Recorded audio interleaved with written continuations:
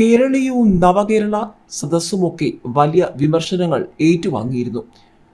സംസ്ഥാന സർക്കാർ സാമ്പത്തിക പ്രതിസന്ധിയിൽ നട്ടം തിരിയുമ്പോൾ നവകേരള ബസ്സും കേരളീയവും ആഡംബരവുമൊക്കെ പ്രതിപക്ഷവും മാധ്യമങ്ങളും സോഷ്യൽ മീഡിയയും വലിയ രീതിയിൽ വിമർശിച്ചതുമാണ്. നവകേരള ബസ്സിനെ ഇപ്പോൾ കാണാനില്ല, കോടികൾ പാഴായത് മാത്രം ബാക്കിയെന്നുള്ള ആക്ഷേപങ്ങൾ ശക്തമാവുകയാണ്.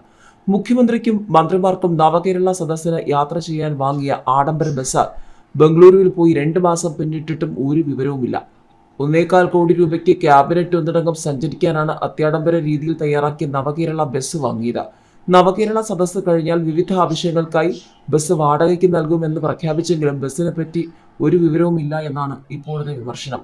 2023 നവംബർ 18-നാണ് നവകേരള സദസ്സ് കാസർഗോഡ് നിന്നും യാത്ര തിരിച്ചത്.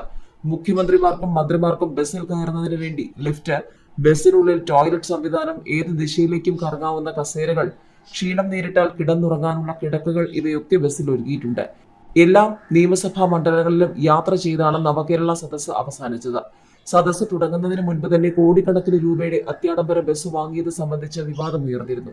ഇതോടെ നവകേരള സദസ്സ് കഴിഞ്ഞപ്പോൾ ബസ് ടൂറിസത്തിന് നൽകും, കല്യാണ ആവശ്യത്തിന് വാടകയ്ക്ക് നൽകും, KSRTCക്ക് ബജറ്റ് ടൂറിസത്തിന് നൽകുമെന്നൊക്കെ മുഖ്യമന്ത്രി ആവർത്തിച്ചു പറഞ്ഞിരുന്നു. ബസ്സിൽ 25 സീറ്റുകളേ ഉള്ളൂ. അതിനാൽ KSRTCക്ക് ബജറ്റ് ടൂറിസം സർവീസ് സാധിക്കില്ല. AC ആണെങ്കിലും സ്ലീപ്പർ അല്ലാത്തതിനാൽ ദീർഘദൂര യാത്രയ്ക്കും അനുയോജ്യമല്ല.